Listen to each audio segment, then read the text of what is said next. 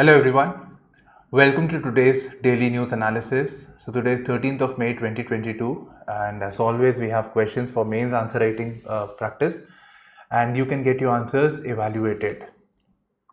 And yes, I do have a mentorship program.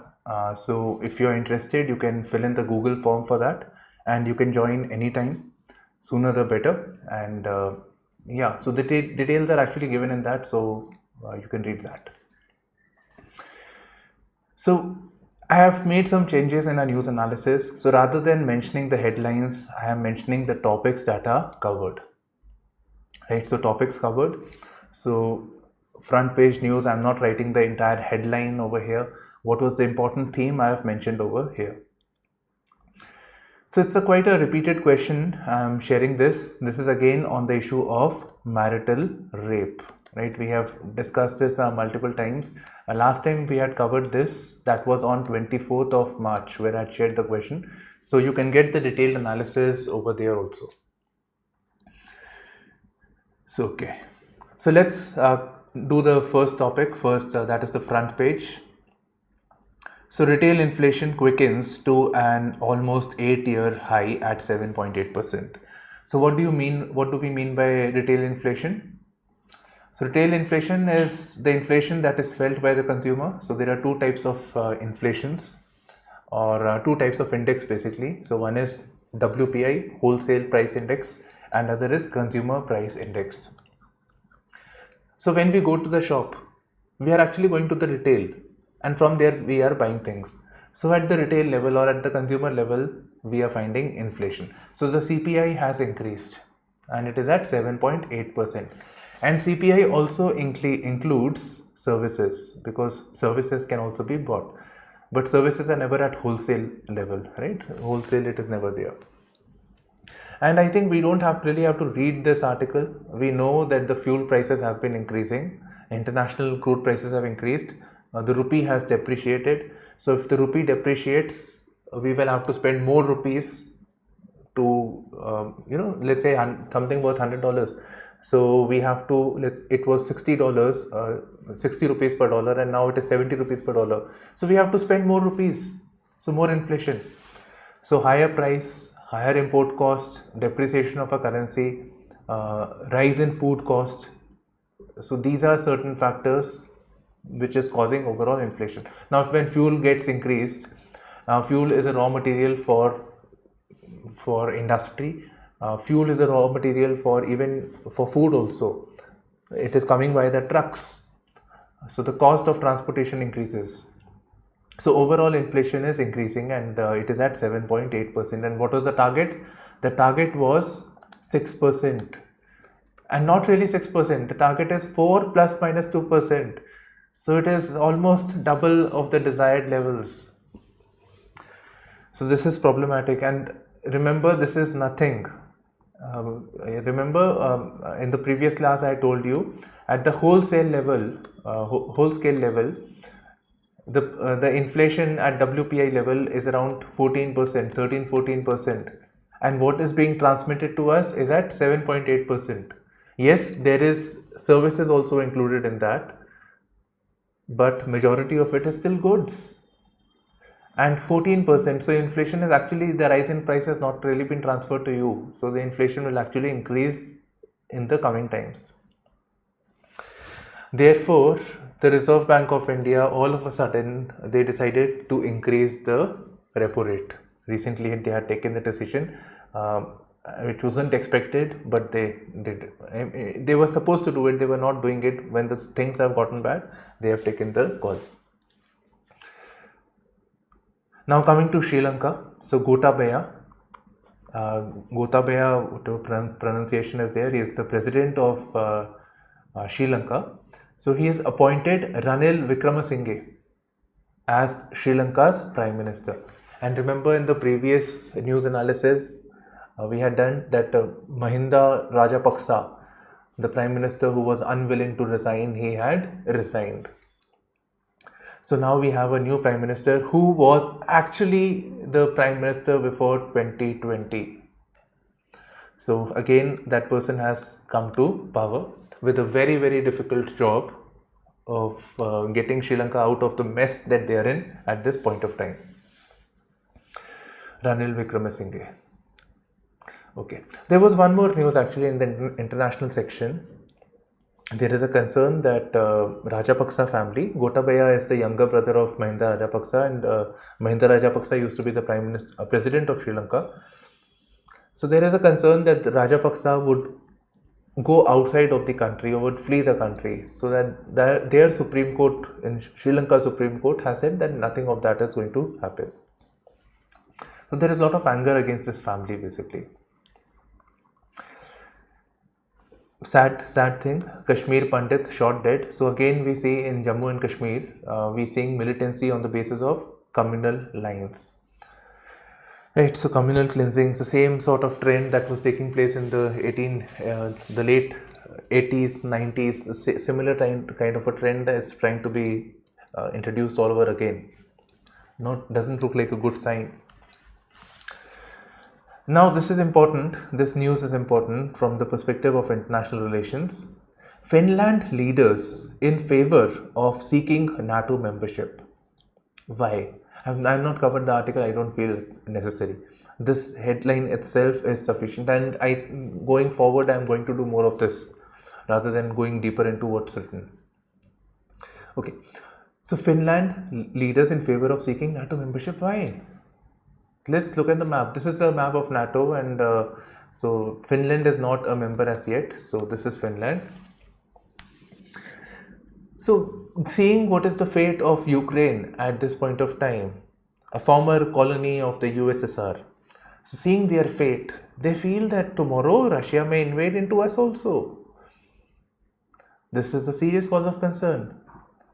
So till now they were very, very accommodative of Russia's position. They felt that if, and I hope you know what is NATO, I didn't explain, but you should be knowing. So NATO is basically a group of countries who have gotten into a treaty of collective security. And it is an intergovernmental military alliance. What is collective security? Nothing. It simply means that let's say Russia attacks any one country, any country over here, then it would be seen as an attack on the collective security of the entire group. It would be seen as the entire bloc has been attacked, and therefore all of them will respond against it. So this is a strong deterrent over here. And I can't ignore this fact that when I see the map over here, and you can also see this, Europe is very, very tiny as compared to Russia, just in the map itself, and we all know where all Russia extends. Okay. And one reason of Russia invading into Ukraine, which their president Putin says that they are into this special operation into Ukraine, so that Ukraine doesn't go towards NATO, doesn't join NATO. So they felt that if Ukraine goes into NATO tomorrow, this will compromise Russia's security. They feel that NATO is a threat against Russia. They feel that Cold War era is over. It is no longer then why do we have institutions associated with Cold War? So NATO is it was a concern that USSR may invade into the European side, so some security has to be there. But now there is no USSR, it had disintegrated. There is no such thing as Warsaw Pact. Warsaw Pact was kind of an opposite of NATO. So no such things remains. So maybe what the propaganda is, Russian propaganda, that NATO is basically an aim targeted at attacking Russia. Okay. So Finland also, they went with this thing that they will be accommodative towards Russia. Whatever the sensitivities are there of that Finland does not join NATO, so they will abide by this. But seeing what has happened with Ukraine, they say in the leadership, the popular opinion over there is in favor of joining the NATO alliance. Okay, so this is it. And some months back actually, there was an article in the Hindu newspaper which had an explainer section which was known as Finlandization. Finlandization. So it was about a smaller country, Finland, appeasing the larger country in the hope that the larger country will not attack the smaller country.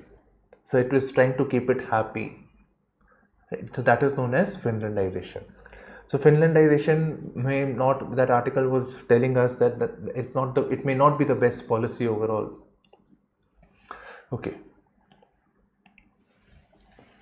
Yeah, so I think we are done with this. Now, from prelims perspective, naturally you are supposed to, every time you're supposed to see the atlas, and you are supposed to read additional things about it. For instance, when I was reading about Finland today, so there was a mention of, it just in the Wikipedia article, Northern Lights. So I was curious, what is Northern Lights?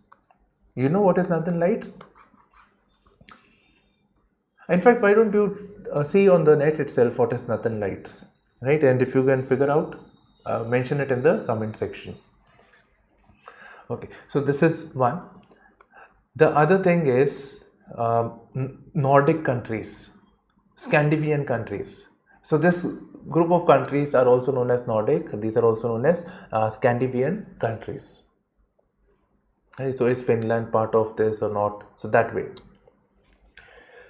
One more thing, with reference to UPSC prelims, they have a tendency to ask like which of the following countries are part of a certain group. For example, they have asked about Eastern Asia Summit. So which all countries are part of it? A1, 2, 3, 3 statements are given, then options are given.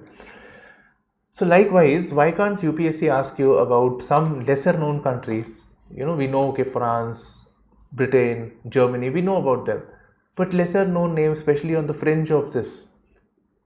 So they being mentioned with over here, and you are supposed to select. So you can expect a question on these lines also. And in such scenarios, sometimes it is best not knowing all the countries that are members of NATO. Rather, it may be more prudent to know which of the following are exceptions, which of the following are not members of NATO. If that much you can figure out, you are sorted. So because nobody is really asking you, you have options before you, you can always cancel them out also. And we do get it, Finland is not a member, Ukraine is not a member, they will not ask, it's too obvious, Ukraine. Belarus is not. So you can see that. Event horizon reveals true colors of Sagittarius A. So things now. What is this event horizon? Which the second line actually says it is a telescope, a collaboration of 300 researchers captured image of black hole at the center of the Milky Way. So this Sagittarius A is basically the black hole at one of the first pictures actually of this. So right at the center of a Milky Way galaxy, there is a black hole which I made red. And then there is some luminous, some light over around this. And this finding has been able to strengthen Einstein's general theory of relativity, which I have no idea how to explain. And thankfully, we don't need to also. Okay, so you get it. This is the name of the black hole, which is at the center of the Milky Way galaxy. Now, from our exam point of view, again, event horizon. What is this? This is not an event. It is a telescope, which is a collaboration of 300 researchers. Now, it could have also said it is a collaboration of NASA. Why is it not saying? Because it is not. It's a kind of an independent this thing. No countries as such are involved over here. So in fact, Event Horizon is not really a telescope. It is a group of telescopes across different parts of the world. So from different angles, they try to take a image. Right? So it's a kind of a consortium, kind of an arrangement where different researchers of different parts of the world have telescopes, and naturally not hobby people, laboratories, basically big laboratories. So advanced telescopes are there. So they together view the space. So that is event horizon. And seeing the black hole again becomes very, very difficult, because black holes have so much density, so much gravity that they even absorb light. So they don't reflect. So it's difficult to observe it. suddenly some ideas are coming to my mind. Which Atacama Desert, right? So we'll do that tomorrow. We'll take it up in some other way. Uttarakhand Shasan. Okay, Uttarakhand administration, some achievements of Uttarakhand government, and there is mention of Yamunotri, Gangotri, Kedarnath, and Badrinath.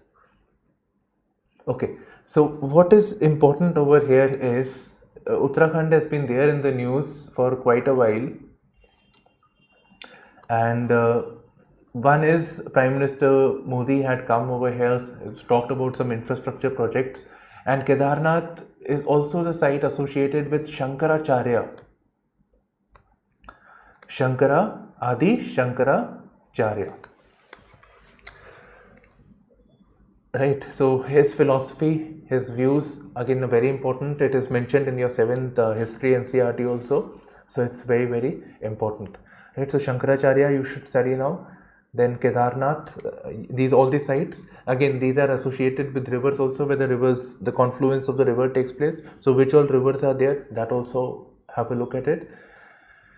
Then one more thing with this is, these are known as Char Dhams, right? So these are known as Char Dhams, 4 sites. Shankaracharya, Adi Shankaracharya had given this, has own Char Dhams actually in different parts of country. So 4 Char Dhams where the scholars who had to acquire learning, they had to visit these mutts, these places of learning, these temples in 4 different corners of the country. So that is Char Dhams. Now based on that again, these are known as Chota Char Dham. Chota means small, right? So Chota Char Dham. Importance of consent. Okay, it's fine. Again, marital rape. So bring out the contentious issues. We've done this multiple times actually. So Delhi High Court, there was a case being heard at the Delhi High Court where there was a split verdict on what? On the issue of marital rape. And whether number of judges are sitting over there, so a majority verdict was in favor of criminalizing marital rape, and one judge, Justice Sri Hari Shankar, said that we cannot criminalize marital rape because it will affect the institution of marriage, etc. It could be misused. So normal views. So it requires consideration of social, cultural, and legal aspects. Fine, we'll come to that. So that is what that opinion had given over here. Now when you talk about marital rape, let's go chronologically. So when we talk about marital rape, or any rape for that matter, the rape is a punishable offence under section 376 of the Indian Penal Code. All punishments basically especially at the union level, has been mentioned in the Indian Penal Code. And section 376 is for rape. And then there is section 375 of the Indian Penal Code, which defines rape. It defines rape, what constitutes rape. And 376 tells us the punishments under it. Okay, so we have that. Now within the definition,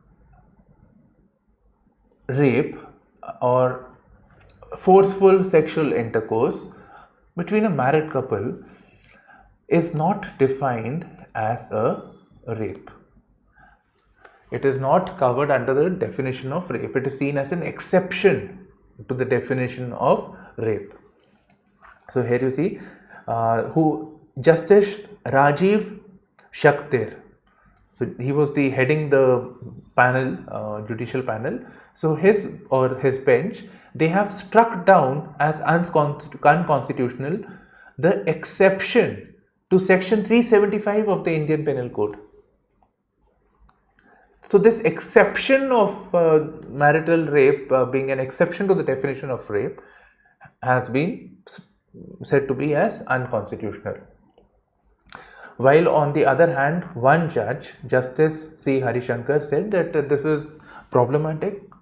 We cannot, this exception is required, and that was the view also when this law was made by the Britishers.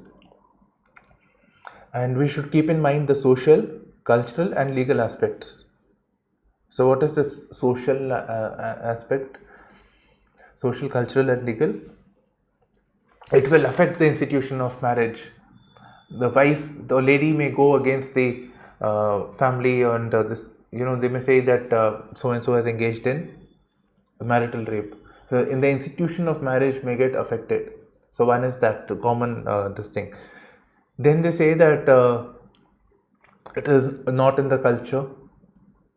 Then one may say that from the legal perspective, that how does one prove that consent was taken? What constitutes consent? Right. So consent is very, very important. How should we interpret that the woman had given consent at that point of time? So there are certain issues over here. How does one investigate that marital rape has taken place? How should this be investigated? This is problematic. It's a difficult thing. But we must keep in mind the very country that made this law in our country, Britain, they have marital rape is a punishable offense in their country and most democratic countries. So why can't we do that? So we have those things, we have to work on these issues, and it can be done. In fact, to say that this exception is there, I mean, this exception over here, it deprives the woman of the right to complain, right to trigger a prosecution for non-consensual sex. It violates the equality before law. Woman, half of a population, is not able to appeal against it. It is not going to, so violative of Article 14 basically. Everybody is equal before the law. So it goes against that doctrine over here. So that is possible, difficult. So in fact, this judge, Justice Shakder, he says that what is defined as rape in law should be labeled as such, irrespective of whether it occurs within or outside of the marriage.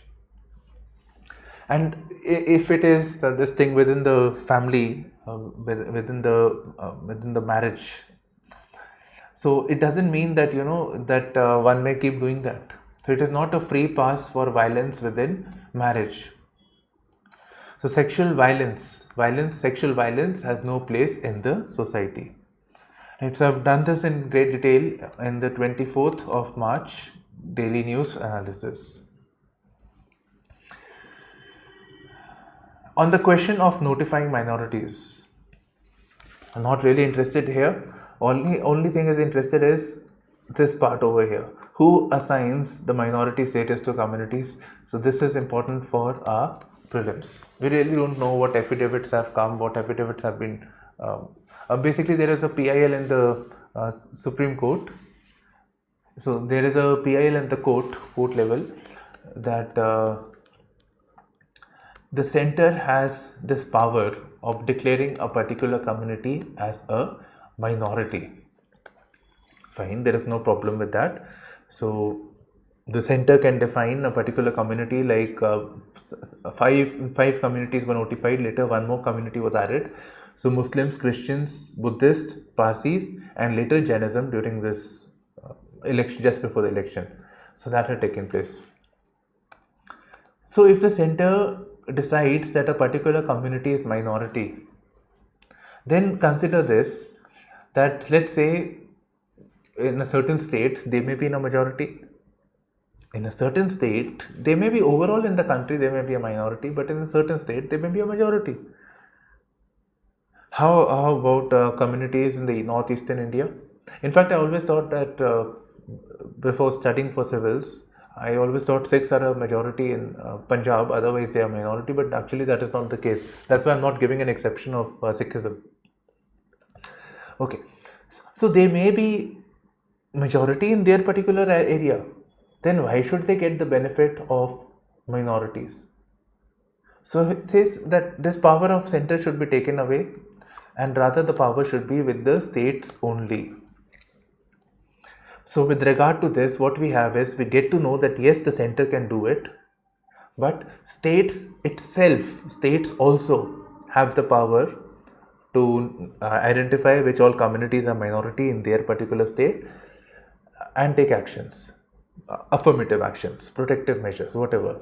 So that can be done. So here we have some examples. So the center itself had pointed out while the hearing of this PIL that it is a concurrent power. That is, it is a power that shared between the state and the center. It's a concurrent power, and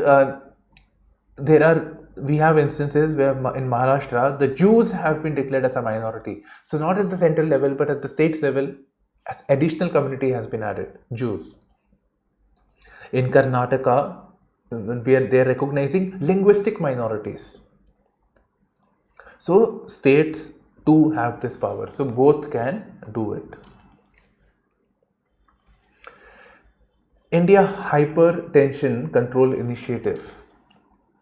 Now naturally, what initiative are we talking about? Who is running this initiative? These are questions that should come to your mind. And above all, what is this hypertension from mains perspective? What is this hypertension? Why do we have it? What measures can be taken? Brief idea we should have. I really don't expect a question on hypertension, to be honest. But yes, who knows if somebody asks randomly if it is put. Okay, so hypertension is a situation where it's associated with high blood pressure. So blood pressure now can be of two types. When the heart is beating, right, when the heart is pumping, so blood flows when the heart pumps, and when it is not pumping. So when it is pumping, it is known as systolic blood pressure. So it is known as systolic blood pressure. When it is greater than 140 mmHg, so it's kind of a reading, and then we have the diastolic blood pressure, which is obviously when the heart is not really pumping, so that in between time. So diastolic being 90 mmHg. I think Hg stands for mercury, right? So it's an indication of measure as. So you must have seen those machines, right? The old ways of which were more accurate actually. The mercury thing that they pump and the thing goes up, mercury thing. So what they have found is that a large number of our population is suffering from the problem of hypertension, high blood pressure, uncontrolled blood pressure is not being controlled, it is not being monitored, it is not being checked, and some additional measures are to be taken. And naturally, blood pressure is associated with heart. Right, heart. It is also, we are seeing higher incidence of problems associated with heart attacks, especially at the younger age. So this is a cause of concern. And in fact, this comes under a bigger class of diseases known as non-communicable diseases. Right. Now with this heart attack, cancer, right, which is not communicable, and normally these are again lifestyle diseases, diabetes. So now let's come to this. What is this hypertension control initiative? So it is an initiative it's a joint initiative of Health Ministry, the Indian Council of Medical Research, WHO, and the state governments. So it's a joint initiative, primarily being led by the Health Ministry, as you can see. And it is part of the WHO's 25 by 25 goal. What is that? That by the year 2025, we have to reduce premature mortality due to non-communicable diseases. People dying at an early age because of non-communicable diseases. So that has to be reduced. Right. Now here we have breakup over here of articles. In fact, you know what, you can actually mention this in your essays also. Life and success, people getting ill because they're working very hard, forgetting the values of being happy and all those things. So you can use these things. Or the thing on the pollution also. So pollution leading to hypertension. So we have, it is mentioned over here, so we have this National Family Health Survey which has found out high incidence, so 21.3% of women, 24% of men aged above 15 had hypertension. That's a sizable number. Right? That means one fifth, more than one in 5 children in 15 years of age, they are having this, above 15 years is having this problem. It's too soon to have such problems. 1 in 4 between the age group of 40 to 49 and 1 in 5 between the age group of 30 to 39. What is 1 in 5? 20%. Right. And then community wise also it has been given. So it is not a good sign for me. Sikhs have a higher percentage of being in hypertension. 37% as compared to Jains, which is 30%, Christians at 29%. So, right. This is important, very, very important. I'm not taking this up today in detail, but I'll give you some insights for sure. So, Prime Minister calls for WHO reforms, and there have been some issues, some controversial things also. I mean, WHO saying certain things which are inconvenient to the government, so that has been mentioned. But that doesn't mean that WHO reforms should not be there. So what inconvenient things? So our government center had said that around 4.5 lakh people had died. But WHO estimates it is at 4.7 millions, that is 47 lakhs. And more or less we know a lot of underreporting had taken place during that time. Okay, so that is there. Then the issue of vaccination being recognized, Indian vaccines like Covaxin, so that was a difficulty. But in fact, you know what, Covaxin did have certain issues. There were certain regulatory issues which were being overlooked to just bypass that thing. So testing results, delays, some issues were definitely there in that.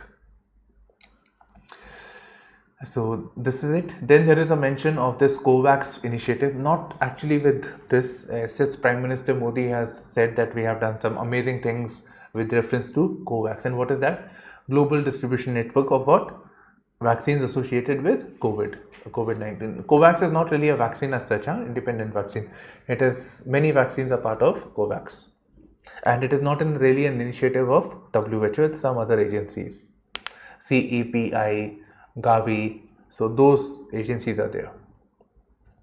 Yeah, so with reference to the WHO reforms, what reforms would be there? Typically these are about financials, it is about the governance structures, it is about budget, governance, representation. Normally it is said that such institutions have a higher representation of people from the West, so Indian side or the people from the South, global South, are not getting due representation. So these are certain concerns. In fact, we have sent a 9-point agenda. Some 9 points we have given to the WHO for their consideration for reform. Seeking to counter China, Biden hosts Asian leaders. So typical, what is there is, you see this region, this is the Pacific. So you see they are very, very close. Otherwise on the map, we normally see the world map, we find USA is very far away from the eastern side of Asia. Japan is almost a neighboring country if you see. Okay. So this is known as the Pacific region over here. And we know that China has been very, very assertive in the recent times. So very, very assertive, and the USA's overall influence has come down in the recent times. So there has been an approach of USA, which is also known as pivot to Asia, where they would be having, it's like having one foot, in basketball we once we stop dribbling and raise the ball. So we pivot. Our place is station. One foot is pivoted, it's placed, and from other side we can move around. So it is just like that USA has a pivot towards Asia. So the one leg is over here. Initially it was towards the West Asia, now it is moving towards this side. And why so much attention to this? Because China is emerging as a major power, as an emerging challenger to USA. So you see this Quad initiative, you see this economic partnerships which we are going to talk about. So it's all about a part of a grand strategy which is known as the pivot to Asia. Okay, so what is he doing? So one is Biden is hosting ASEAN leaders. This guy is not very good. Which guy? China. You come to us. We will help you. You feel they will attack you? Like what Ukraine did, they can do it with Taiwan also. Don't worry. We are there. We will take care of you. Which they will not, to be honest. They will not do. But yes, that is what it is saying. They are saying that we will provide net security. We will provide you collective security. But typically that doesn't happen. So that is one thing, security point of view, that you are under the umbrella of US security, which is very unreliable as Ukraine saw it. The other thing is, and which these countries also saw. The other thing over here is to contain China economically, from the economics point of view. How is that? During the time of President Obama, that is, we have Biden now, so before Biden we had Trump, and then we have Obama. So Obama had come up with this idea known as Trans-Pacific Partnership. That is, all these countries barring China, China out. So these countries in the Pacific over here, they formed a partnership that everything will be favorable trade would be there. Plus they had a system known as origin. That is, certain thing has to be, or the entire value chain of that product should be originating from that particular place only. So that was it. If one had to get that preferential treatment within this, and preferential treatment means free movement of goods, hardly any tax being there, custom duty when one is moving from one country to another, goods are moving. So President Trump, what he did was, he said make America great, but in that process he said that all these things, these global initiatives, why are we getting into this politics of the Pacific, why are we going into this Afghanistan and all those things, he said forget about this, we will deal with each country bilaterally, every country has been looting us. So they went against with the Trans-Pacific Partnership. There was a concern that the US jobs that were to be for the US would go away to these countries, because US has a lot of money, they can buy from other places. So that was the idea. So he wanted bilateral this thing. So TPP was compromised as a result of this. So at this point of time, the country which came up with the idea of TPP is no longer part of it. And we have this agency now which is known as Comprehensive Partnership, Trans-Pacific Partnership. So Progressive Agreement, Comprehensive and Progressive Agreement for the TPP, right? Trans-Pacific Partnership. In the meanwhile, China has come up with the Regional Comprehensive Economic Partnership with no USA in it, and UPSC has asked this question before also. Right, so this is taking place. So he wants to get back into this arrangement of the TPP over here. Plus, we have certain other initiatives in the recent times, and in the lot of questions to this regard are being asked in the mocks. That is, USA using its capital, China is engaging in debt trap diplomacy. That is, unsustainable unsustainable infrastructure projects have been taken up. China is funding it. They know that they will not be able to pay up, and they are into the debt trap. So they'll have to, whatever China says, they have to do that. So USA is trying to create a front. USA, Australia, Japan. So certain countries are trying to create a front. Europe and try to create some sort of a mechanism where this funding for infrastructure development can be done and the influence of China can be reduced. Something like a blue dot network. A previous class also I had referred to something, I'm forgetting the real name of the initiative, right? So this is being done. So that is between USA and European Union. Okay, so this is it over here. And there is also this Indo-Pacific Economic Framework on which they will have a meeting. And Prime Minister Modi is also considering India's India's participation in this summit. So that will unfold in the coming times. So we will have more clarity on this.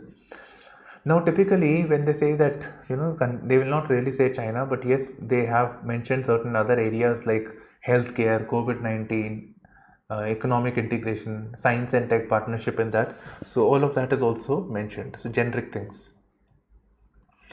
Right then, so this concludes our session, a daily news analysis. So thank you for streaming in to IASPrimers with me, Shubhashish. Bye bye, take care, and all the best.